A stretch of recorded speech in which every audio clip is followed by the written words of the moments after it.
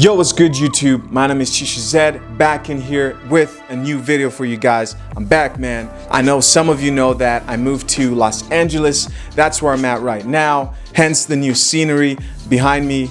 This is my new apartment, and so I'm here recording for the first time. Okay, so it's an honor for myself to finally be done because it's been a crazy past week. But I've still been following along with all the content creators within the space releasing new content, right? Especially within the manosphere, right? I've just noticed that there's like a rise in people understanding the RP. To what depth? I don't know how much people understand RP, but a lot of the terminologies and definitions that we use in the community are now getting introduced to a large majority of the public, which might have potential to reach mainstream platforms. That's just what I think. But today we're going to be addressing a recent video I just saw on the Fresh and Fit podcast. Normal delay.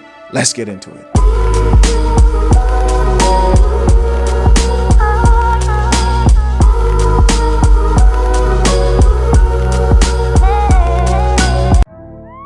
So for those of you who are familiar with the Roommates podcast, then you should know Hafiz, who was one of the founders for that podcast. He was recently brought on as a guest on the Fresh and Fit podcast, and he had a very interesting interaction with these OnlyFans women, models, dots, whatever you want to call them. Hafiz had to check these women. Why? Because they were out of place. Now, I want to give my opinion, what came to mind for me personally about some of the comments that were made. But first, I'm going to play a little bit of the video. I'm not going to play all of it. I'm just going to play a small section, and then I'm going to give you my thoughts and what was going through my mind after watching this content, man. It's good to be back. All right, let's check it out.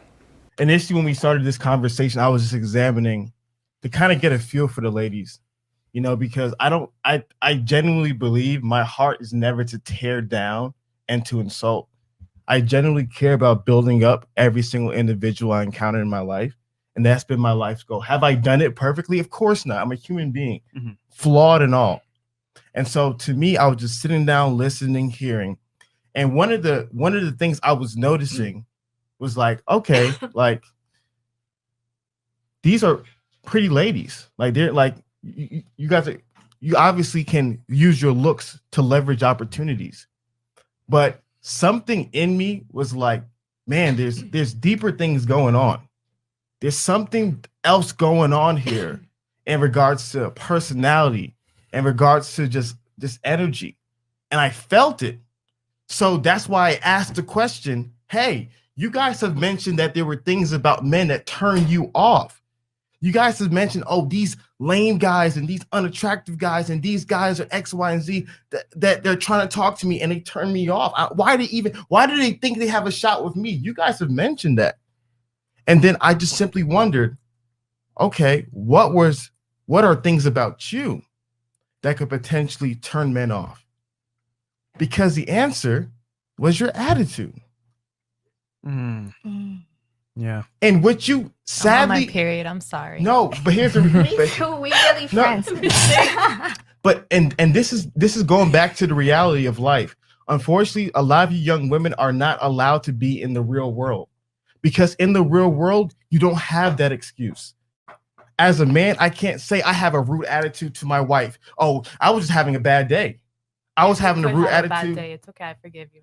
I can't have a rude attitude to my business partner because in the world of men, you have what is called responsibility and accountability.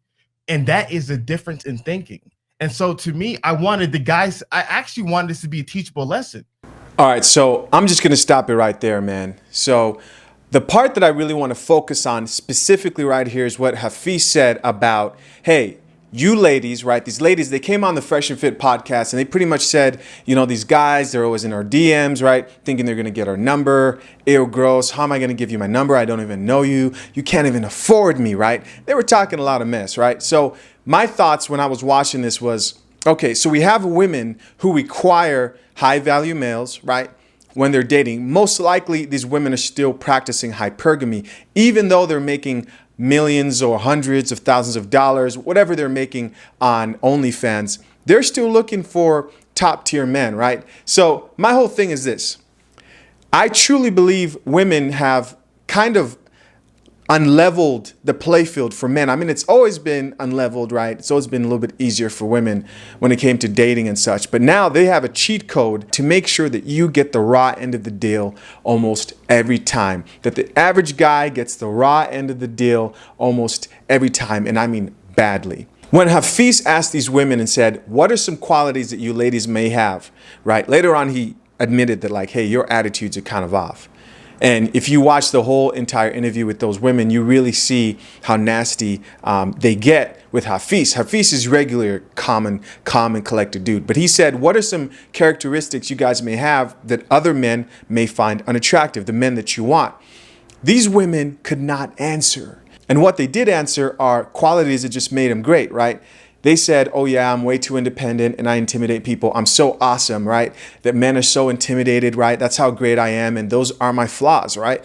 They are blinded. Why? Because the society they live in has taken away the requirements that women used to have but don't have any longer to make them attractive to men today, right? Let me give you an example. On my Instagram recently, I posted something where I pretty much asked, hey, so women, right, through empowerment, we're not going to use the F word, but we're going to say empowerment, decided that, hey, we no longer want to fulfill gender roles, right? I no longer want to be in the kitchen and be nurturing and feminine. Those are things that men find attractive. And women said, you know what? Those roles that a man might find attractive, those nurturing roles, I no longer want to fulfill those roles. I want to be like a man. So from that point forth, men were denied those attributes which they found attractive in women. And it's gotten so bad that these women today really don't know what men want. And in that interview, Hafiz goes further to say, men just want peace. And that's true, right? And also on top of that, you say, hey, I want a woman who's going to cook for me once in a while. I want a woman who's going to clean up after me once in a while. I want a woman who's going to take care of the house. And women will say, oh, I'm not going to be your mom. But they still want those fatherly attributes from men of providing and protecting. Those are fatherly attributes. The same women today, modern women, still require men to fulfill their traditional gender roles of being a protector and a provider, right? So modern day women said, we're no longer going to be nurturing and feminine. In fact, we're going to be what you guys are, men, right? And men aren't attracted to that. But we have accepted that, hey, you know what? It's not worth the fuss and the work that goes into trying to get a modern day woman who is not ready to change or who hasn't learned on her own or who doesn't naturally come from a family who's taught her that, or a man who's taught her how to talk to and how to treat another man. We don't want to deal with it anymore. We accept, right, when you're dating a woman that this could go either way. She could not make me a sandwich ever, right?